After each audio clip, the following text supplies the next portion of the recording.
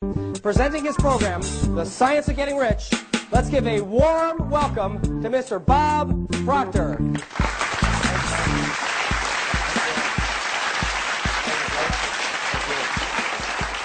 Good afternoon. This is a neat seminar set up here. Do you know that they're other people's habits?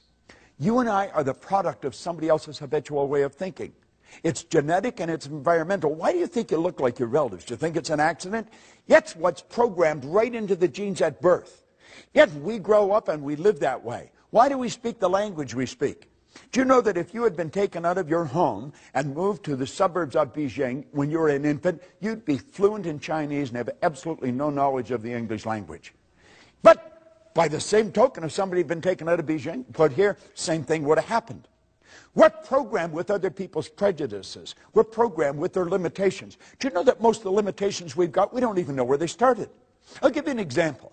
When Linda and I first met, we were out shopping, and I said, you know what I would like is turnip. She said, okay. So I picked up a turnip. And she said, what are you going to do with that? I said, I'm going to eat it. Well, she said, I'm not eating that. Well, I said, why not? She said, that's the root of the turnip. I said, it's the what? I had never heard it called a root. It was always just a turnip. Well, I said, what do you eat? She said, we eat the green of the turnip. I said, my God, we give that to the pigs. Well, she said, we give the root to the pigs. I don't even know if I ever saw turnip green. So here we are eating the root, giving the green to the pigs. There they are eating the green and giving the root to the pigs. Now, I was raised in northern Ontario. She was raised in Pensacola, Florida, and Birmingham, Alabama. Two totally different cultures. You see? So I put the turnip back. I thought, what the hell? There's no sense in fighting over a turnip. You know? But I'm wandering around the store, yet I'm thinking, who decided we'd eat the root of the turnip? I don't think my mother woke up one day and said, we're going to eat the root of the turnip. I wonder why she ate the root. I don't think her mother did. And then I started to think, I wonder how far back in our family I'd have to go to find out who decided we would eat the root of the turnip. How far back I'd have to go in her family to find out who would eat the green of the turnip. And then I started to think, you know, it really doesn't matter. But the principle behind this is huge. Because, you know, most of our habits are like that. They really are. Now, think of this.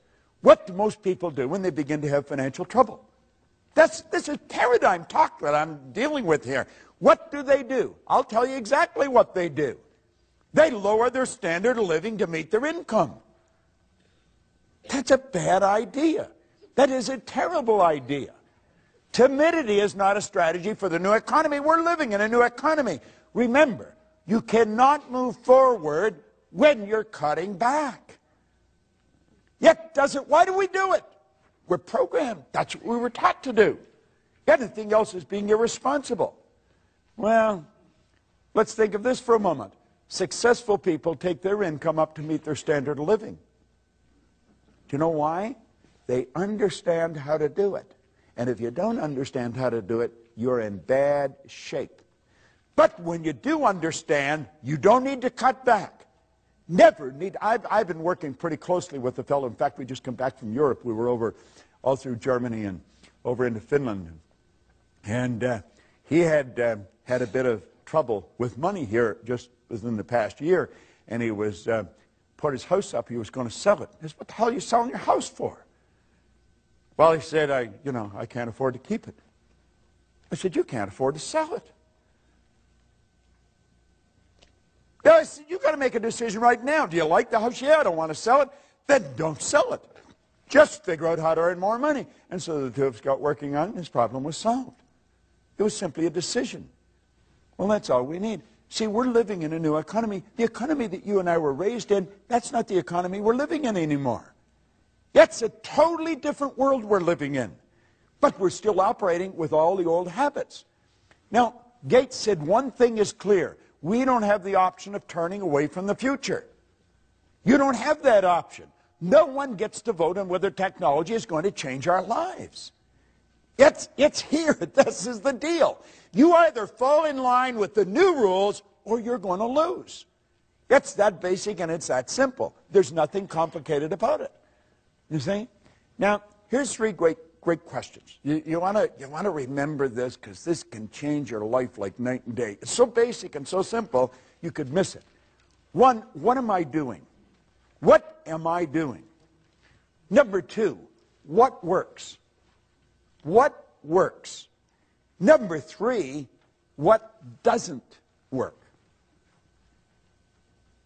Now, when we've analyzed this, let's make up our mind that we're going to stop doing what doesn't work and take all that energy and that time and put it into what does work. Do you know if that's the only thing you got out of this entire meeting this afternoon, it could be worth millions to you. Literally millions. I picked this up. I don't know if I heard it or I read it, but there was a man who had an engineering company. He did about $10 million a year. It wasn't a big company, but it wasn't a corner store. And he died. His wife had nothing to do with the business. She never went around the business. So everybody just assumed when he died, she would sell the business. But she didn't plan to sell the business.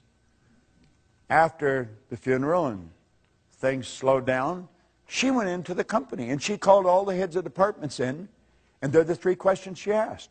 What are you doing? What works? What doesn't? She told them to stop doing what didn't work, spend the time at what does work, and she took the sales from 10 million to 25 million. She just went in every now and then. That's all she ever did. I wonder what would happen if that's all we did. We want to understand and apply, if we really want to get into the science of getting rich, the law of compensation. Now, the law of compensation is pretty clear. There's nothing complicated about it. The law of compensation clearly states that the amount of money you earn is always going to be in direct ratio to the need for what you do, your ability to do it, and the difficulty there would be in replacing you. Now, do you see, if we really study this, there's probably quite a need for what you do. Now, I don't know how proficient you are at doing it. Most people learn how to do something, and then they never improve upon it from that point on. Once we learn how to do it, we just keep doing it at that level. That's why most people read at a grade 7 level. They never learn how to improve upon it. You see? The third one, the difficulty there will be in replacing it. So you see, if you analyze this, you're going to realize that if you just focus on number 2, number 3 is going to take care of itself. Number 1's already taken care of. There's probably a great need for what you do.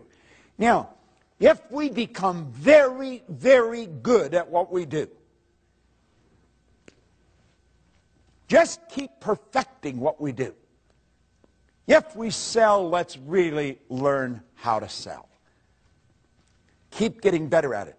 You would become very difficult to replace. Now, I've always felt for salespeople, and I would imagine quite a few of you are in sales, you want to learn to master your presentation. Most people make a terrible sales presentation. Just absolutely terrible. That's why they don't do very well. I have gone into companies and watched sales go up by hundreds of millions of dollars, and we tell the people not to work as hard. See, we've got the idea in our mind, if you're going to earn more, you've got to work harder. Bad idea.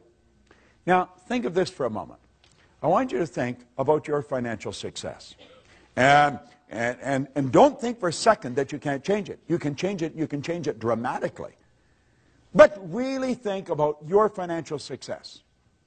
You see, these meetings, these seminars, they can change your financial success like night and day. There's nothing that'll do it better because it's information that we're getting about ourselves. Now think of this for a moment. Money makes a big difference in all the important areas of our life. You'll hear people say, well, money's not everything and money won't make you happy. That's an absurd statement. Money was never meant to make us happy.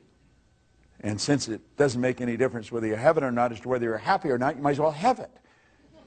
Yet, at least if you're miserable, you'll be miserable in comfort. I mean, there's some consolation in having it. You see? Now think about it for a moment. Money is meant to make us comfortable. The more comfortable we are, the more creative we'll become.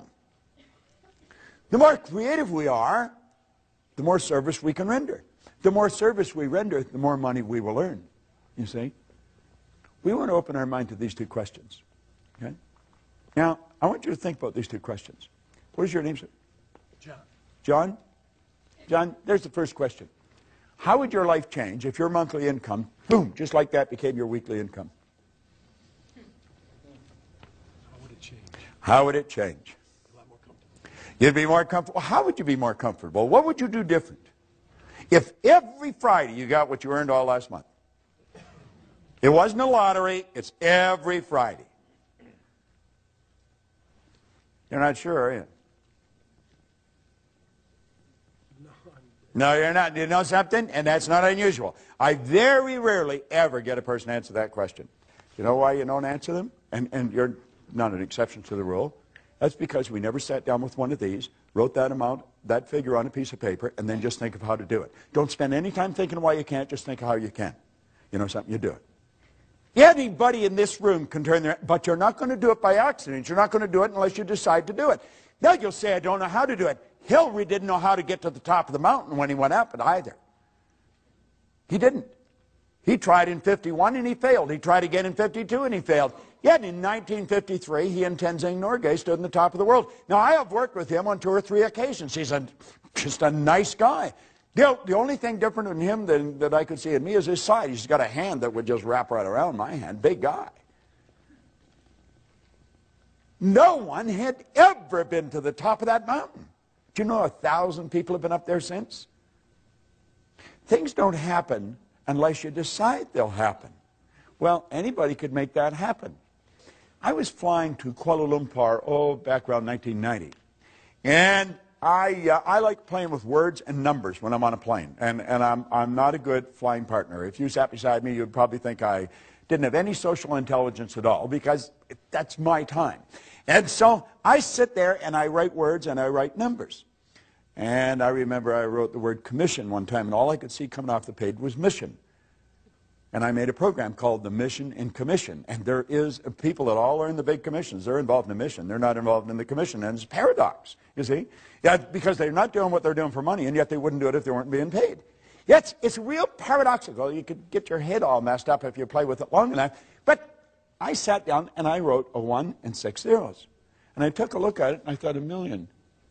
You know, we've written songs about $1 million. We'll say, what would you do if you won $1 million? Oh, I don't know what I'd do, you know. And we have all these little games that we play. Line up for blocks. I saw a sign coming in here, just driving into town, where they had a big sign up. There was $1 million in the background, and there were 31 million or 390 million or something in a lottery, you know. And there'd be all kinds of people look at that and say, God, would that be nice, you know. Well, anybody can do this. And I got thinking about the people that I knew who had earned $1 million. Hell, I earned $1 million, and I didn't even know what I was doing. You don't have to be very bright to earn money. And there's enough evidence around to prove that. There's all kinds of people that are functionally illiterate. They can neither read nor write. They're multimillionaires. Yet there's people walking the street who are absolutely brilliant, and they're broke. Think about it. That's got nothing to do with being intelligent. Yet it has nothing to do with gender. Yet it has nothing to do with geography. Yet it has nothing to do with working hard. I did a TV show with Robin Leach a number of years ago. He's probably interviewed more wealthy people than anyone alive. He told me the wealthiest people he knows, he's never seen them working. Now, you could be sitting there and thinking, well, what the hell do they do? You know? I mean, that sort of scrambles our head. Because we've been trained you got to go to work. This is a terrible concept. Trading time for money. You will never get ahead of the game doing it. M2 is a good strategy, but it's only used by 3 people out of 100. That's where we invest money to earn money, which is the probable reason why there's only 3 people out of 100 using it. Investing money to earn money. Now, some people are very good at investing money. They do very well. Most people are not. The ones that are doing it, the ones that win at it, are in the minority. Now, this is the one I stumbled on way back in the early 60s. Had no idea what I was doing. No idea. But it happened. I moved from M1 to M3 just whoo, like that. It took me 9 years to figure out what I was doing. Did not understand. And yet, you see, that 1% are 96% of all the money that's being earned. Now, this group here, they multiply their time by setting up multiple sources of income. They don't have one source of income. They got lots of sources of income. And you think, well, how do you get to that point? You get there by deciding that's where you're going. I mean, how are you going to get home? Are you going to walk out of this theater and say, God, I don't know what to do? Well, you're either going to go home or go to your office, go somewhere, but you know where you're going to go. And that's how you're going to get there. You're going to think, am I going to walk? Well, I don't think I'll walk. Well, I drive. Well, my car's here. I probably should take it with me, you know. And this is all. It's a process that you do. It's all automatic. This is a process that's automatic. You see, if you can earn 100, you can earn 1,000,000 because you're following a basic principle. We wake up in the morning and we start doing what we absolutely love to do. I always find it amusing that I can be so well paid doing what I love. I love doing this. I absolutely love it. Yet, and I earn ridiculous sums of money for doing it. But I'm doing what I really love to do. That's what we should do. We should all do what we love. It's a psychic source of income. We can earn all the money we want. We can stay healthy. We don't need to react. See, if you do something, I react to it, you're in charge of me. The second you react to situations or circumstance or other people, they're in charge of you. So here you are, the only life you got, and it's a relatively short one, you know, and we're putting other people and things in charge of us. We're bouncing around. Our head is like a ping pong ball. That's the way many people live. It's no wonder their body's breaking down. This damn thing is in such a chaotic vibration, it has to break down. It's just a mass of molecules, and you should keep it in the right vibration. To improve your performance, you have to follow the ancient advice, know thyself. Ray Stanford asked me, he said, you know who you are? I said, do I know who I am? Yeah, I know who I am. I'm Bob. No, he said, that's who you think you are. That's not who you are. He said, Bob and Proctor are just two words. That's your name, but it's not you. I said, what? Well, he said, you're not your name. I'm not my name. Well, that makes sense, doesn't it? I'm not my name. Okay. I said, well, this is me. No, he said, that's your body. You've never heard anybody phone into work and say, body's not coming in today, it's sick. You've never heard anyone say, am hand or am leg. We say, my hand, my leg, my name, my body. These are all things we have. He said, your results. Now, I knew I was in trouble. I was 26, I was unhappy, I was sick, I was broken, I just found out I was lost. I didn't even know who I was. You see? Well, if you're going to know yourself, if you're going to change your life, you've got to change yourself. If you're going to change self, you have to know who self is. Now, think of this for a moment. You and I have infinite potential. Now, I said before, I don't know how much infinite is. I just know it's a lot. Has no beginning and no end. That's the potential we've got. We've got all of this power, yet if you watch the way most people live, you would think that they were just about out of juice. A lot of people, when their heart stops beating, it's going to be a formality. I mean, they just sort of sit. They never really get it going. Yet we have infinite potential. We're dealing with something pretty big. If we're going to find out something about ourselves, we have to look at this. You say, this is over my head. No, it's not. I teach this to kids. I got it. This all tied into the science of getting rich. Rich resources are lying dormant within us. Let's look at it a different way. You see?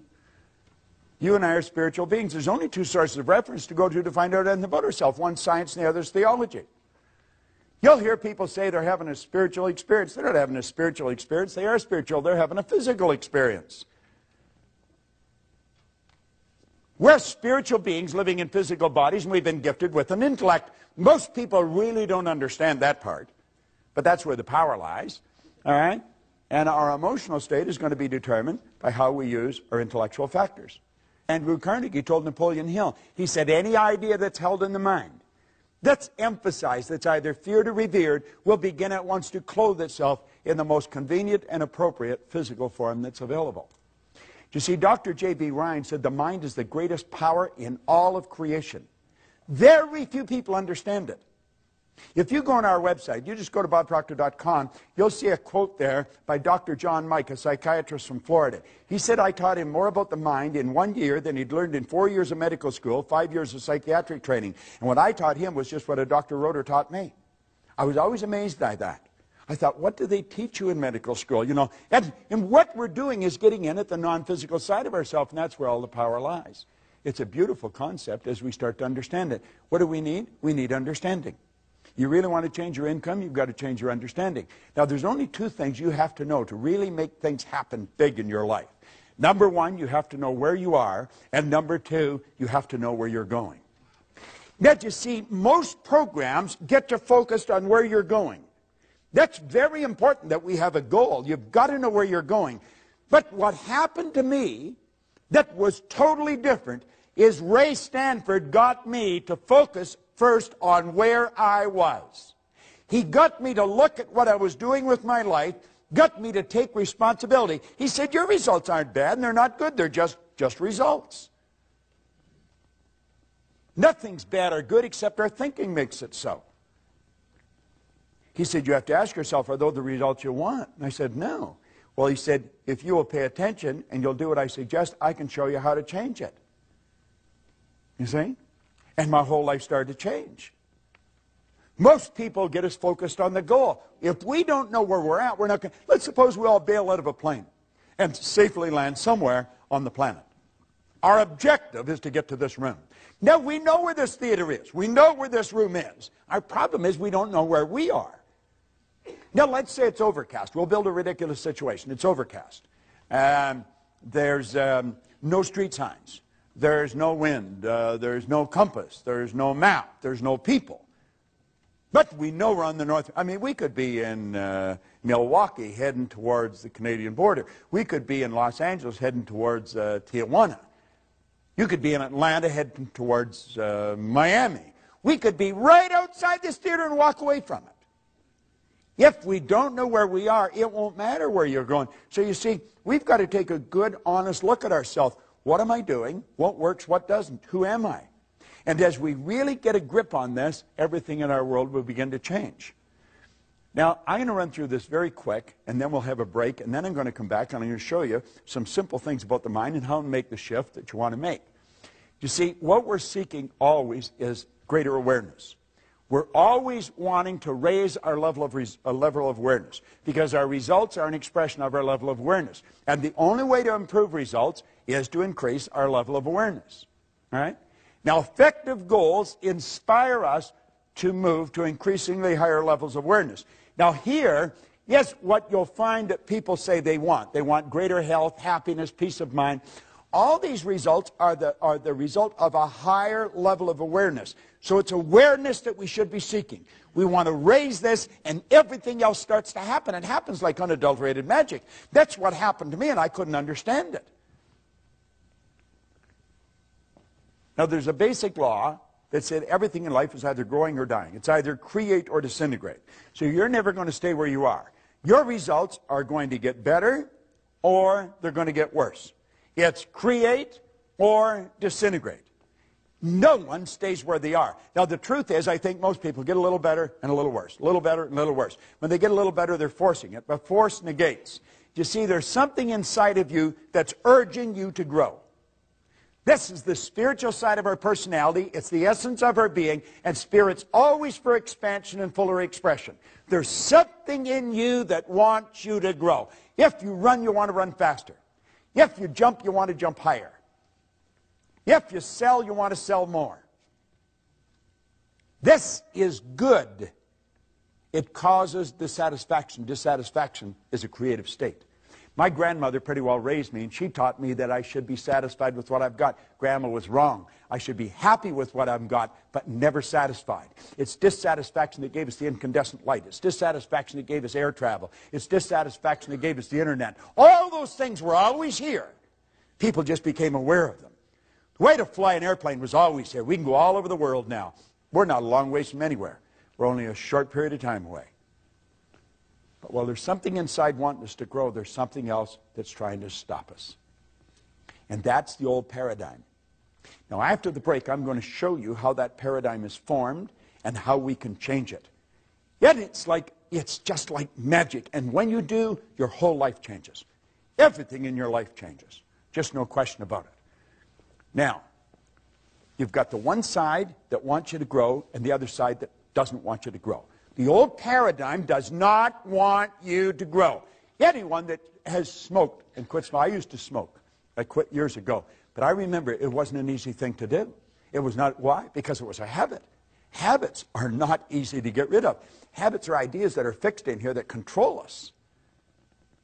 Many of you have gone on diets. You want to lose weight. I'll just toss something in for your benefit. When you lose something, you're programmed to do what? To look for it. Get rid of the idea of losing weight. Release it. Release it. See yourself at your perfect weight, looking good and feeling great. Your whole life is controlled by images. Get the image of the body that you want to live in, of the world you want. Quit trying to lose weight. Just release it and see yourself the way you want to be. Now, goals determine which side wins. The goal must be something you really want. Towards the end of the program today, I'm going to show you the difference between going after what you know you can do, what you think you can do, and what you want. And I'm going to show you why most people never go after what they want. And I'll also show you how to change it, because it's pretty beautiful. Now, at each new level, as we move ahead, every time we move ahead, our conditions, our circumstance, and environment change. As they change, you have to adapt to the change. That gives you the ability then to see the next step of action that's necessary. We'll graphically communicate that a little clearer a little later on. Okay? So here we go. We're moving up. Each time we move to a higher level, the results improve. And it just keeps getting better and better and better. And that's the way life should work. And it can work. Now, you and I think in pictures. We think in pictures. Okay? You don't think B-O-A-T. You don't think G-E-A-R. You don't think F-B-A-T-H or B-I-R-D. You think in pictures. You think in pictures. Now, it's the mind we're talking about. I want you to tell me what your mind looks like. What's your car look like? White? You like white, do you? What's the interior? Charcoal gray. Charcoal gray. 2-door, 4-door? 5 doors. Okay. You've got the picture of that in here, haven't you? Tell me what your mind looks like. Gray mush. Gray mush. Now you're doing what probably a lot of people are doing. How many saw the brain when I asked you to think of the mind? Hold up your hand if you did. See, there's a whole lot of people doing the same thing. But your brain is not your mind, John. And your brain is not your mind. Your brain is an electronic switching station that enables you, by using certain cells in your brain, to alter the vibration that this body's in. The brain is an electronic switching station. No one has ever seen the mind, and that is why most people have such great problem. Because we think in picture. Now, when there's no picture, John, there's confusion. If there's confusion inside, you can make book on the fact there's going to be confusion outside. As we bring the picture to our mind, we bring order to our mind. What did Solomon say? Where there is no vision, the people will perish. Where there's no vision, there's no order. Where there's no order, there's no growth. Well, when you come back, I'm going to give you a picture to work with. And that is what changed my life as much as anything. As I started to see how to work with my conscious and subconscious. Do you know certain things about your subconscious mind? Because you've read about them, you've heard about them, you listened to it on tape. But without a picture, it's just words. You see, when I asked you to think of your car, John, I activated vocal cords. I made a sound. It's called language or words. It was actually a light message. Your hearing sense picked up that light message. It was rifle fired down a nerve passageway in your body. It struck a group of cells in your brain that sound resonated with, all electrical. Those cells increased in amplitude of vibration, and the picture that was in them flashed on the screen of the mind, and you saw the white car and the charcoal gray interior. When I asked you to think of your refrigerator, light message struck those cells in your brain, the picture come on the screen of the mind. When I asked you to think of your mind, you saw your brain. And yet your brain isn't your mind. Your brain is in your fingernail. It's in your kneecap. And you know something? You'll never enjoy health if you're not able to get a picture of the mind. You'll never enjoy health. Because good health is when a body is in a good vibration. It vibrates in harmony with God's laws. Most doctors do not understand this. We have taught this to a lot of doctors, and it changes their practice like night and day. It'll change your communications. If you're in sales and you don't understand the law, you're on a hit-and-miss basis, and it'll probably be more miss than hit. When you understand the law of vibration, you're going to understand that you're transmitting through the medium of the molecule pictures into the other person's mind. And you want to put pictures in their mind that are favorable to them if you want them to be favorable to you. I want you to think now of what we're talking about here, about pictures, about thinking in pictures. Everything we do it in our mind first. When we don't have a picture, we have confusion. If you try and get two pictures in your mind at the same time, you're in a confused state. So, when we start thinking about ourselves, and we realize we're spiritual beings, we live in a physical body, we have an intellect, that becomes a bit of a problem. How do you see that? How do you get all that? And it becomes too confusing, so we stop thinking about it. Now, this is what I call a magical graphic. This is the genie. This picture, or this drawing, was made by a Dr. Thurman Fleet in San Antonio, Texas, back around 1934. He realized, if we take this back a bit, that most of the healing arts dealt with the physical. If you're treating the physical, you're treating a symptom. You're not treating the cause of the problem. A lot of people are into holistic healing today. That's heal the whole person. And he knew that they had to be healed spiritually, intellectually, and physically. And he knew that there was a problem because of thinking in pictures, and that's when he came up with this concept of the mind. Now, when this was first explained to me, it took me a while to really grasp it, because I was getting it confused, different things. So if you look on the inside of the sheet that we give you, you'll see the drawing there, and we'll fill in some of the blanks for you. I let this drawing represent me. If I think of me, I think of this drawing. If I think of the drawing, I think of me. I see my head as my mind and everything else, the neck down from the body. Now, I'm well aware that that's not the way the mind is. Mind is movement. Body's the manifestation of that movement. But since we think in pictures, this is an excellent one. I see the top half of my head as my conscious mind. The bottom half is the subconscious, and of course, the body's the body. Now, it's the mind that controls the body. The body is like a dumb terminal. It will do whatever the mind tells it to do. It can only do what the mind tells it to do. When there's something wrong in the body, you can rest assured there's something wrong in the mind. When you see a rash break out in the body, and we say it's an allergy, you know that there's a problem in the subconscious mind that's expressing itself. All right? It's a fixed concept, and it can be altered. I always say dermatology is the best form of medicine to go into, because your patient rarely dies and they never get better. All right? So you just keep saying, try this and come on back for more. Now, the conscious mind is your thinking mind. This is the part of you that you have the ability to think with. Your subconscious is your emotional mind.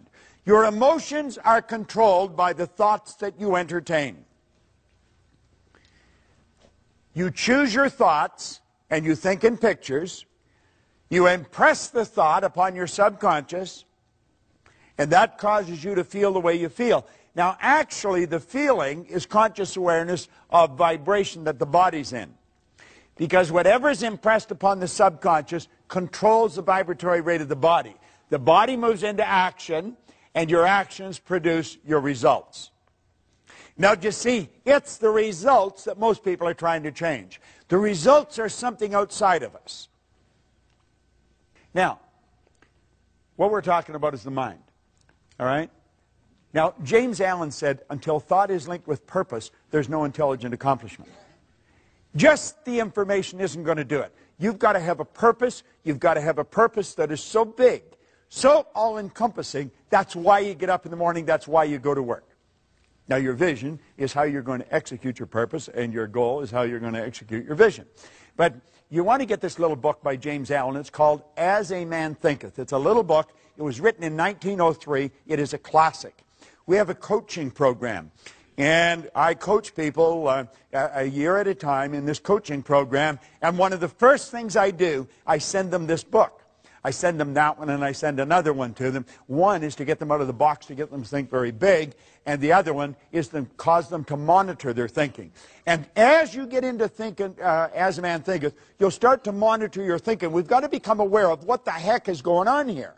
Earl Nightingale used to say if most people said what they were thinking, they'd be speechless. And I'm inclined to agree with him.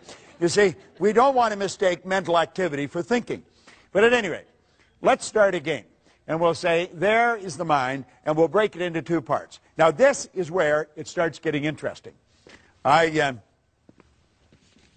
was looking for this book, and I had left it on a chair over here. If you're sitting on that, you've got some great energy flowing through you, I'm going to tell you.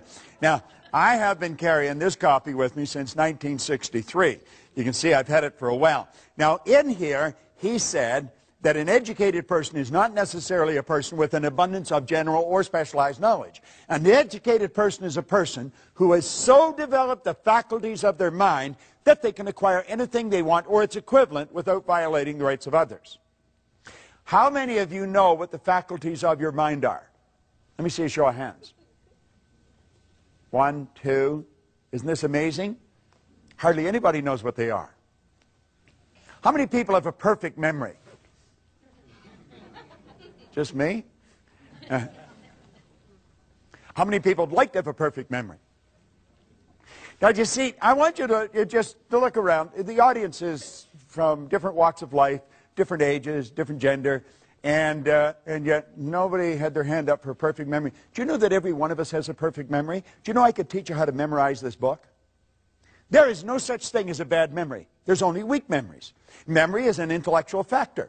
And you develop your memory the same as you develop your body, through exercise. If I put this arm in a sling and left it there, I think you know in a relatively short period of time, it would be rendered useless. If at the same time I was lifting weights with this arm, I'd have big, powerful muscles here. Now, it's fairly obvious I haven't done either of these things, but if I had, you know exactly what would happen. It's the same with our mind. What happens? People going around, I got such a rotten memory. You don't have a rotten memory at all. You have a perfect memory. Where did you get the idea you had a bad memory? Well, when you were a little kid, you heard your parents say, I got a bad memory. What do? I got a bad memory. You just mimic them. There's no such thing as a bad memory. You have many marvelous mental faculties. And he said, an educated person is not necessarily a person with an abundance of general or specialized knowledge. An educated person is a person who has so developed the faculties of their mind that they can acquire anything they want or its equivalent without violating the rights of others. Now we think, oh, we can't have anything we want. Oh, yes, you can. Every religion teaches you that. All science teaches you that. Where'd you get the idea that you can't? Well, you probably got it from your next-door neighbor, who probably doesn't know much more than his next-door neighbor. So we put these two back together, the conscious and the subconscious mind. Now, we have been programmed to live through our senses. We go by what we see, hear, smell, taste, and touch. And that's pretty well the way we were programmed. You see, they are like little antennae that are hooked up to our conscious mind. They're just like antennae, picks up information from our outside world. So this is the way most of us live. We look at our bank account, that tells us where we're at financially. We look at our report card, that tells us where we are intellectually. A report card just tells you where the child's mind was for a few minutes on a given day a few weeks ago. Has nothing to do with the person's level of ability to move ahead. Nothing. We take IQ tests. IQ will change something like the weather. That's true. You can change in a person's IQ. Their intelligent quotient, it can be changed. We know so little about ourselves. You go all through school. We think the important thing in school is to get the person to understand 2 + 2 = 4. That's not the most important thing at all. The most important thing is to start to understand yourself. The important thing is to keep the important thing the important thing. We got to get it right inside. All right? Now, let's look at this. We have what we call the intellectual mind. Now, there's one of your intellectual factors, perception. Let's look at this for a second. What is your name, sir? Mike. Mike? I'm going to tell you there's nothing printed on this book, Mike. Am I right or wrong? You're wrong. You know I'm wrong. There's no question in your mind. You can see it. Isn't that right? Right. What is your name? Joe. Joe? I told him there was nothing on the book. Am I right or wrong? Could be. Well, it could be. I'm saying there's nothing printed on the book. Am I right or wrong? Right there. Correct. Right there. Now, you see, it's a matter of perception. It's not a matter of right or wrong, is it? What you see is something on the book. Isn't that correct? What I see is nothing on the book. No, but you see this? You say, well, that's a cute little trick you pulled on Mike. But it's not really a trick. It's a natural law of the universe. It's perception, and it's the law of opposites. Polarity is a law. Like, I'll tell you that's the right side of the book. You know it's the left. Isn't that correct? Right. There's an inside and an outside. You couldn't have one without the other. If I sliced the right side off this book, and I kept doing that until I took the last slice off, I've also gotten rid of the left, haven't I? That's a little difficult to grasp. If I kept slicing the right side off the book.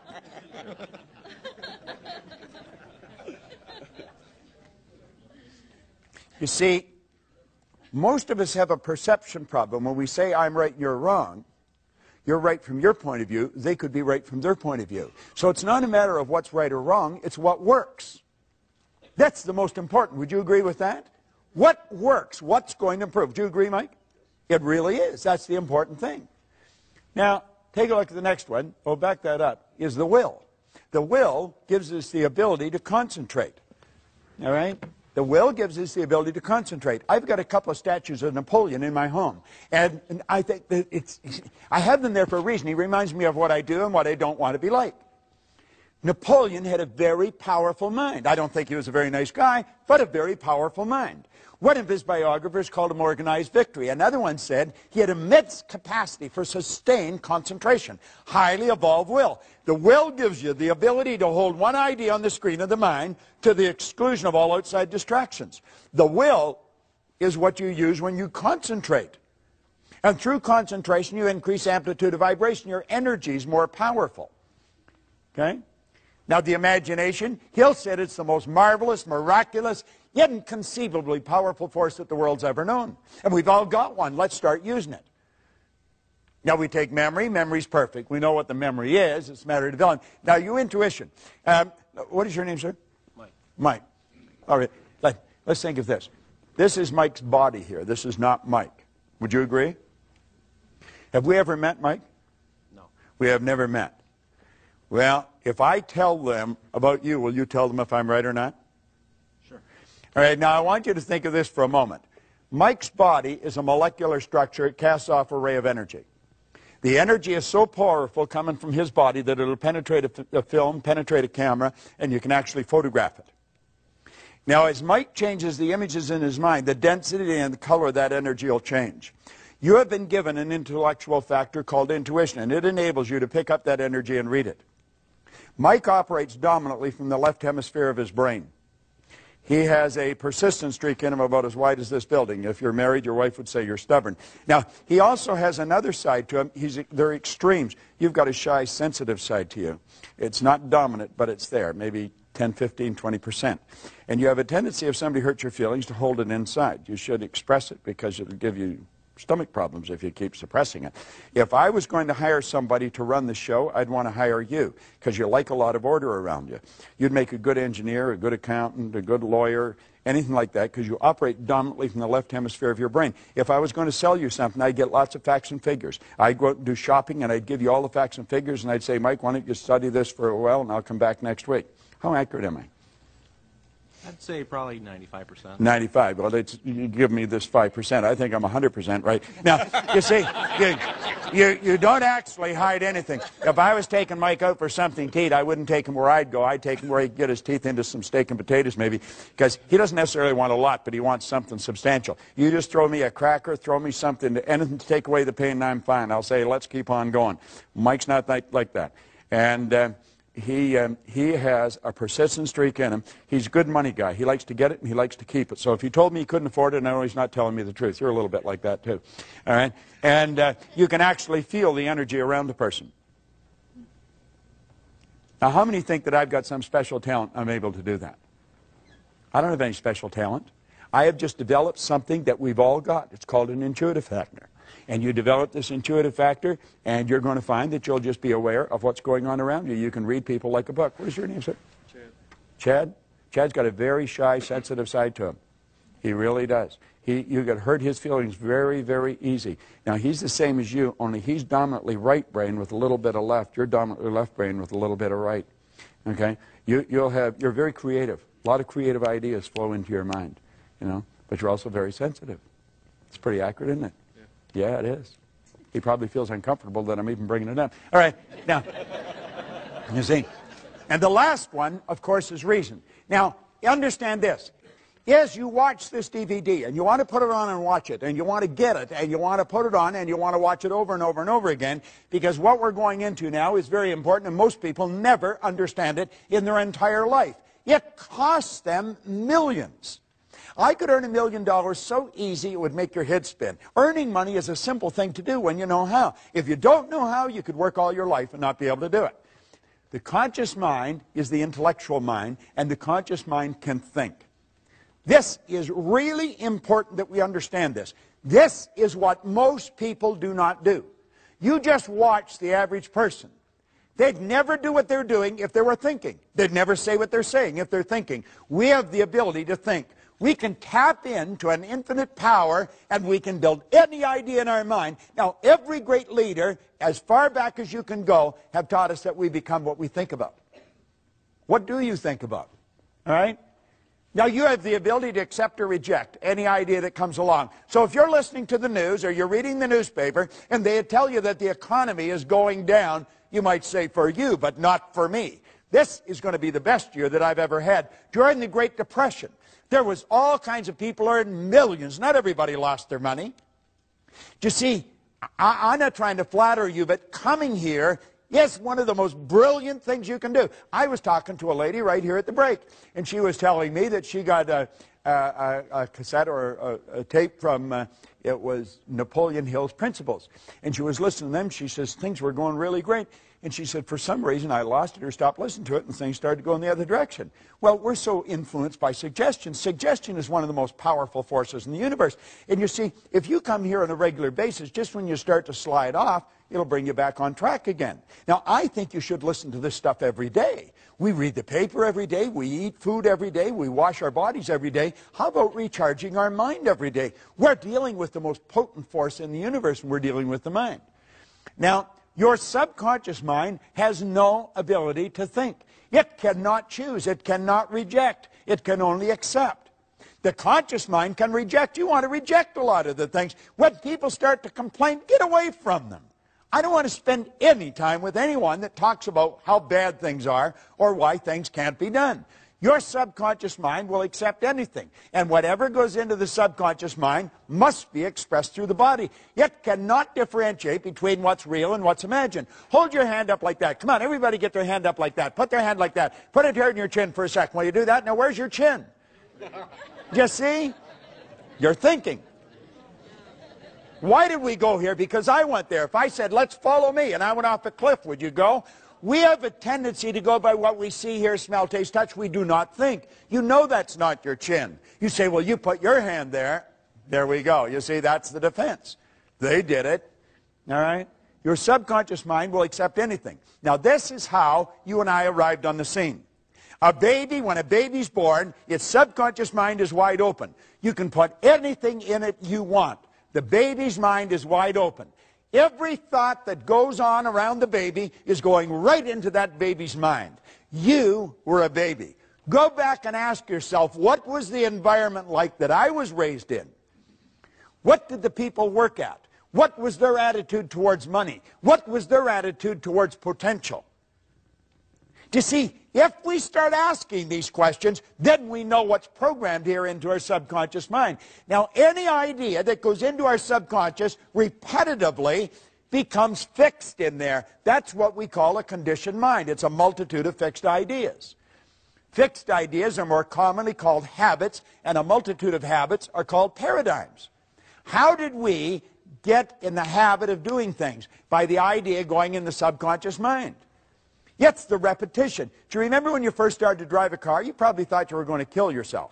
And so did the person that was teaching you. You know, that's why they were so scared. And I mean, you were having a terrible time. The clutch, the brake, the gas, you know. And now you're steering with your knee. You're looking for a pen while you're talking on the phone. And you're in traffic. It's the subconscious mind that's doing it. When you're on the highway, your subconscious mind is driving. You're not really paying attention. The subconscious mind's driving. Go to pass a transport truck in the rain when there's a heavy overspray. You go from automatic pilot to conscious, and you're holding that wheel. And when you get past, you slacken off and back on the subconscious mind again. See, this is all automatic. Well, you and I were programmed. And the problem is we were programmed with their limitations.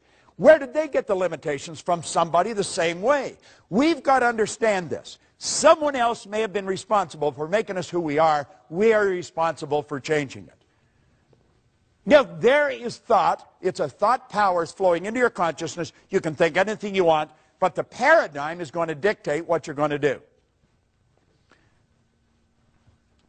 The thoughts that you think are largely controlled by the paradigm. See, if you're conditioned, as I say, to earn $50,000 a year, what are the odds of you thinking of earning $150,000?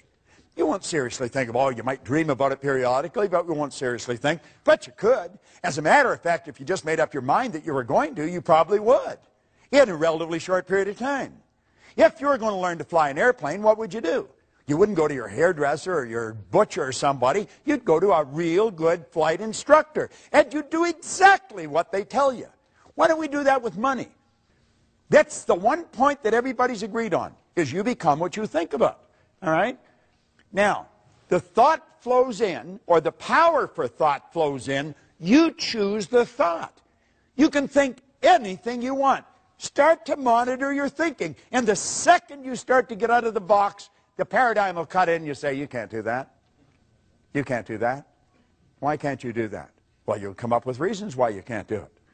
You see? The truth is you can do anything you want to do. Now, paradigms influence your thinking. I'll tell you something else. Paradigms influence what you do. You see, school has been interested in you getting the book into your conscious mind. What is the important thing in school? The important thing in school is that you read the book, you remember what's in the book, and you repeat what's in the book. If you do that, you get the mortarboard of the sheepskin, and they say you're an educated person. There's a lot of educated derelicts walking the street. They remembered what's in the book. It doesn't cut any ice anymore. For a while, we got away with that jazz. There was a lot of money wasted. Companies aren't doing it anymore. If you don't produce, baby, you're on the street. Cry, bitch, complain, do all you want, but you shouldn't have been there. If you're not performing, you don't deserve the reward. It's a simple concept. And if a company's paying for people for non-performance, then the company's going down the tubes. School has us programmed to believe if we can repeat it, we've got it. Well, that ain't so, because you can repeat all kinds of stuff, but the paradigm's still controlling your behavior. You see?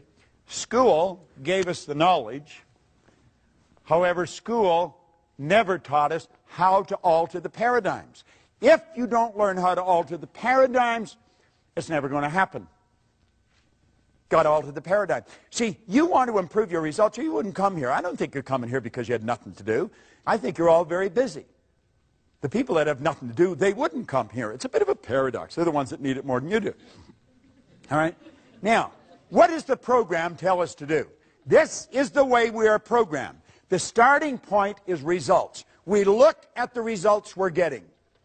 The results cause us to think the thoughts we're thinking. This is a formula for losing, by the way. But this is the way we operate. You look at the x-ray. You look at the bank account. You look at the present relationship. If you're letting present results control your thinking, you're on a losing track. The thoughts cause the feelings. The feelings cause the action, and the action produces more of the same. If you're having financial problems today, you probably were a year ago. If the student's getting an D average in school, they probably did last year. We think we've got to cram more information. No, no, no, no, no, no. Put the books away. Sit down, teach them something about themselves. Get them to see themselves as an honor student. Get them to relax, totally relax when they write the exam. They've got all the information there and it'll flow out. They've got to start to see themselves as worthy of the good life that they desire. When I left public school, Miss Strawn, who was a nice lady, she said, Bob, where are you going to go? And I said, I'm going to Malvern Collegiate. Oh, Bob, don't do that. Go on over to Danforth Tech, get a trade. You'll never do well in the business world. Now, this is very important. We're going to go through it very fast. You're either living in ignorance or with knowledge. Now, we're all living in both. We know certain things, and there's certain things we don't know. Now, let's stop and think, because this is very powerful. You can think anything you want. Most people that don't understand something, they have a tendency to doubt and worry. Doubt and worry.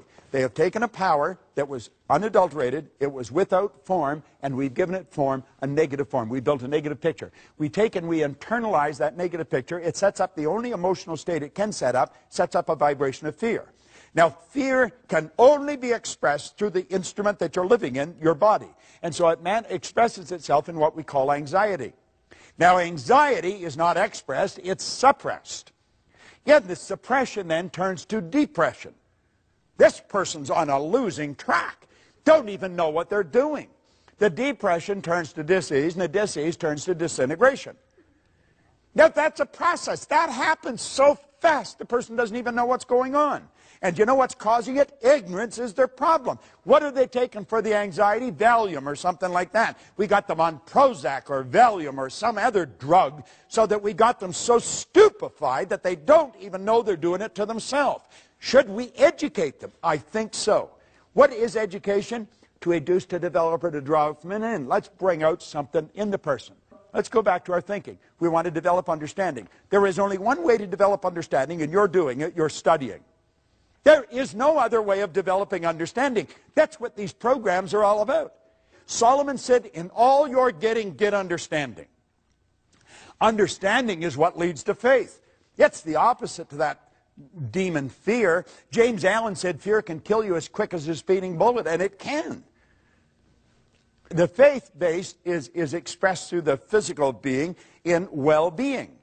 Now, the well-being is expressed. You don't hear somebody that's really in a great vibration. You say, hi, how are you? And they, I'm really excited. You know, they don't do that. You see it in the way they walk. You see it in the way they talk. You see it in the way they meet and greet people. They're alive and they know it. That turns to acceleration. They're picking up speed. This is the way the universe operates. You know why? Because they're at ease. They're not uptight. The person that's anxious and depressed, their body is, it's no wonder their heart snaps. Take your fist and clench it tight and see how long you can keep it that way. That's the way some people's bodies are. Well, you want to put your body in a totally relaxed state. And then this power flows freely through you. No kinks in the hose. And I'm going to tell you, you'll have lots of juice flowing and you're going to feel like $1,000,000. And you become very creative. And that's called creation. You see? Now, what do you think about? What do you spend your time thinking about? Most people spend their time thinking about just whatever's going on around them on a given period of time. Now, we say to ignore the power of paradigms to influence your judgment is to put yourself at risk when exploring the future. This idea of paradigms, you've got to understand it. You want to get back into that stick person. As I say, get that DVD, watch that thing. If you made up your mind, you're going to put that DVD on, you're going to watch it every day for maybe 2 months. Every day. You wake up in the morning, it would be the best investment of time because it's the repetition of hearing this over and over and over again that's going to cause you to step out and change it. Can you change your paradigms? Yeah, you sure can.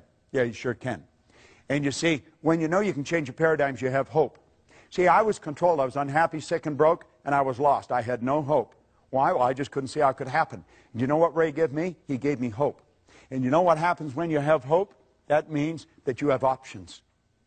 Now, what a difference. I love this. What a different story people would have to tell if they would adopt a definite purpose and stand by that purpose until it had time to become an all-consuming obsession. I love that book. I truly love it. Most people are extras in their own movie. They really are. You know, it's sad. They write the script. They're the casting agent. They're the director. They're the producer. They're the executive producer. They do the whole deal. And they give themselves maybe a walk-on, maybe a line if they're really gregarious. But most of them just stand there and they look at the stars.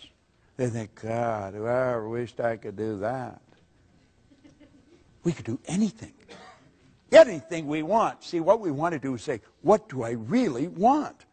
Not what do I think I can do, what can I afford, what do I want? Life is not a practice run, you know. You're not going to get another bite at the apple. This is the deal. This is it. I remember one time we were down in Atlanta on a speaking engagement when I worked with the Nightingale Corporation, and Earl got up and slowly started to move across the room. And somebody said, "What are you doing?" He said, "I was just thinking, that's the way most people go through life. They tiptoe through life, hoping they make it safely to death." It's true. That's the way most people live. We want to step out and do the thing we really love. Now, here's a lesson for you on goals that is absolutely incredible. So you'll want to remember it. Most people, when they're setting goals, they set goals to do what they know how to do. That way it's safe. They're going sideways, but it's safe. You remember we talked about the level of awareness, how you reach? We said goals are to cause you to stretch. That's the purpose. The goal isn't to accumulate. Money's not to accumulate. I never have enough money. Never. Do you know why? I'm always doing something beyond where I'm at. That's what keeps me growing. I want to extend what I'm doing. I want to get another deal going. And everybody's saying, "Gee, Bob, why don't you slow down?" I want to do it. And so then you've got to attract more, you see. You've got to keep going. Quit going after things you know how to do. Now, understand this. People do not resist change. They don't. Do you know what people resist? Being changed. See, if I try and force change on you, the wall comes down. But if you decide to change, no problem. We say people resist change. They really don't. They resist being changed. Now, let me tie this into that. You hang out with people that you're comfortable with. You're on the same frequency as them. What we say feeling was conscious awareness of vibration. So you hang out with people that are in the same vibration as yourself. If you're miserable, you're not happy with happy people. You've got to be with miserable people. If you're happy, you're not happy with miserable people. You've got to be with happy people. You don't find the big producers hanging out with the little producers. And you don't find the little producers hanging out with the big producers. You don't find rich people living in the slums. You don't find people that have no money living in where rich people live. You are attracted to people who are in harmony with you. That's the law of attraction. That's the way it works. Like energy attracts like energy. Now, the people you're mixing with, if you're setting goals to do how you know how to do, that's where they're at. Now, when you go to move ahead and you say, "I'm going to go after something bigger and better," and as you go after it, they don't want you to. If you gave them a polygraph and really sucked the truth out of them, they want you to win, but they don't want you to leave. Do you know why? They would have to adapt to your absence. They don't want to do that.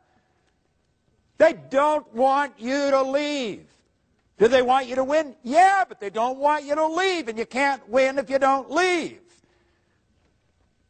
You're thinking, "Geez, this is true." You can relate to this.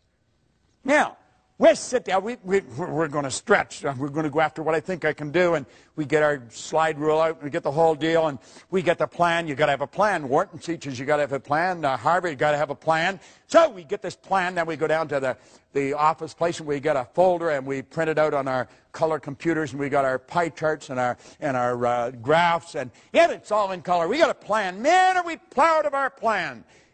But you know something? We don't go anywhere. You know why? No inspiration. Here we're going after something we think we can do. God, we're stretching, but there's no inspiration. And there's no support. The person that you're leaving isn't going to support you, and you're not inspired because you're just doing what you think you can do. You got the plan, though. But the plan ain't going to do you any good. It just won't work. Now, if you go after what you want, you're going to fantasize. And you've been taught that's a no-no. When you were a little tiny girl or boy, you could fantasize. The mom would just leave you there and let you play with the pots and pans, and you did all kinds of great things with them, and you were fantasizing. But when you went to school, the teacher come down, "Pay attention." You were being bad. You weren't paying attention. Your mind was wandering. You left the room. You left your body there, but man, you were on a trip. And they punished you. Now, you don't have to punish a person for so long, they'll stop doing whatever it is that they're doing to get punished for. So now we have these great big companies. We got little recreative departments. Why? We don't want people to be fantasizing. Fantasy is where everything started. This building was nothing but a fantasy at one time. Somebody got the idea of putting a whole bunch of theaters under one roof. They said it'll never work. So we go from what we know we can do to what we think we can do. But there's no inspiration. And so we go back to what we know we can do. And we get bored there, and we go back to what we think we can do, but there's no inspiration and no support till we go back to what we know we can do. You see? And that's the end of the story. We're all screwed up and we don't win. You see? But the seminar said, choose a goal. I choose the goal. It's what I thought I could do. Got to play it safe. You got to be realistic. This realistic jazz is for the birds. All right? Look here. There's the 3 stages of creating the life you want. And if you want to go after what you want, you got to fantasize. So you start out here and you build a fantasy. And you see yourself doing what you want. Doesn't matter how you're going to do it, you build the fantasy. You see the picture. Doesn't matter where the money is. Now you got to turn that fantasy into a theory. Before you can turn it into a goal, you've got to pass a test. The theory, now it's an idea in our conscious mind. We're really putting our higher faculties to work on it, but we've got to pass a test. We've got to ask, am I able to do this? If all things are possible, if this is an orderly universe, and if we have all the power within us, yes, I'm able to do it. Don't know how, haven't got the foggiest idea, up to here in debt, don't know where the money's coming, but yes, I'm able to do it. The second question, am I willing? Am I willing what? Am I willing to pay the price? If you're not prepared to pay the price, you don't deserve the reward.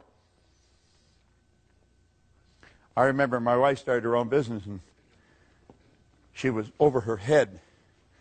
And I would go into the bedroom, and sometimes she'd actually get into bed and get under the covers and pull them over her head. She literally did that. And I'd go in and I'd say, what the hell are you doing? I'm scared. No.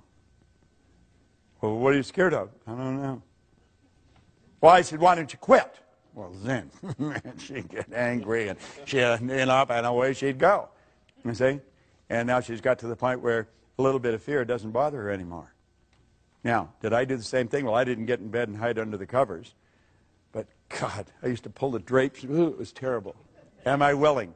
You've got to be willing to pay the price. If you're not willing to pay the price, you don't deserve the reward. You've got to be willing to come to these meetings. You've got to be willing to invest in the programs. You've got to be willing to do that, and if you're not, you don't deserve the reward. Now, the second you answer yes to those questions, now you've got a goal, and you want to impress it upon the universal subconscious mind. And when you do, the entire universe comes to your aid. That may sound like a bizarre statement, but I'm going to tell you, if I had a year to explain it, I could break it all down. That's exactly what happens. If you have to attract somebody from China, you'll attract them.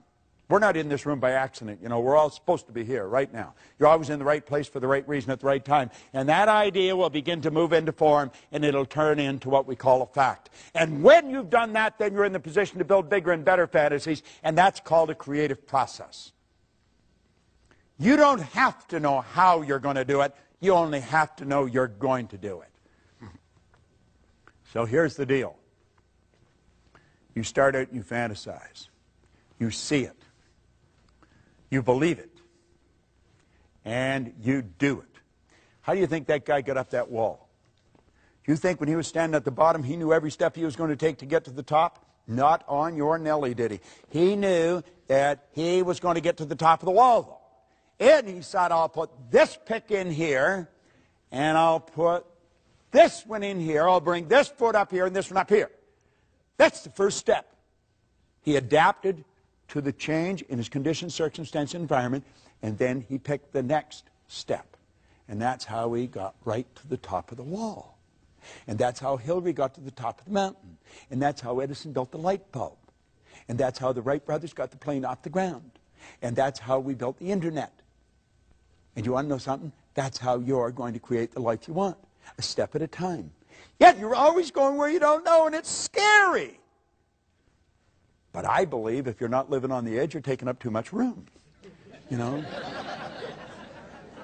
You got to know where you're going, and you got to know you're going to get there. Isn't that how we did it? Do you know what Dr. Werner von Braun said when John Kennedy asked him what it would take to build a rocket to the moon?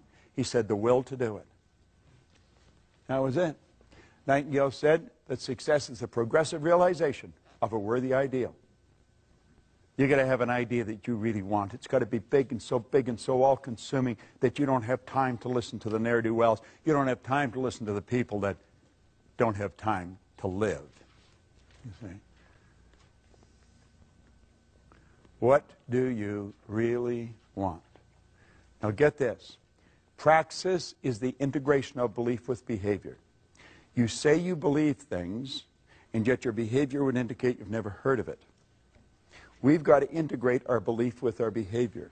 It's very important. You have your conscious mind, and you build a belief. And you impress that belief upon your subconscious mind. Now, understand this. There's going to be a bit of a war. How many believe what I've explained here today? See, you believe it because you know it's the truth, and you hear the truth, you know it. You see? There's a problem when we go to execute that, and it's the old controlling belief that's in there. We've been taught to believe that there's certain things we can't do. We've been taught that because of this or because of that, it won't work. I'll give you a good book to get and read.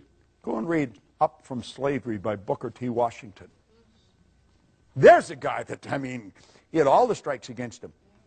But he had an image. And he just kept going. And he did whatever he did, and he did it well. He's quoted as saying, if I'm washing floors, when people look at it, they're going to know that Booker T. Washington washed this floor. Everything he did. And that's the way we want to do it. We want to do it to the best of our ability. And we want to gain an understanding. The way to do that is to continue to study. So here's the overview of what we've done. Power flows in. And number one, we build an image. Number two, we plant that image in our subconscious mind. That image then is expressed through the only instrument it can be expressed through, our physical body. That is an absolute law. It is an absolute law. The image you impress upon your subconscious controls your vibration, and your vibration controls what you attract into your life. And you're attracting stuff into your life. Everything that's coming into your life, you're attracting. So don't be afraid to step out. Maslow said you're either going to step forward into growth or you're going to step back into safety. See? When we talk about the science of getting rich, we want to understand there is a science to getting rich. I want to tell you a story. I was flying to Malaysia, and I was playing with the calculator. I always play on a plane with words or numbers. Now, if you go to Kuala Lumpur from Toronto, it's 25 hours in the air. That's a long ride. If you go any further, you're coming back. So, you know, you've got quite a trip that you're taking. Well, at any rate, I'm on the plane, and I'm fooling around, and I write $1 million down, just 1 and 6 zeros. And I thought, $1 million. And I had earned $1 million. I had earned $1 million a year a long time ago. And I know a lot of people that have earned $1 million bucks, and most of them are not overly bright, you know. And there's some of them who are absolutely brilliant, but they're not all that bright. And where I may be fairly bright today, but relative to where I was, man, I'm telling you, I was one of the stupidest guys in town, but I was earning all this money. So it has nothing to do with being bright or anything like that. It's a decision. And so I'm on the plane, and I'm thinking, what do these people do? And I started to think about the people that earn $1 million. What do they do that is so different? Well, first of all, they just decide they're going to do it. And then they step out and do it. And they come from all different walks of life.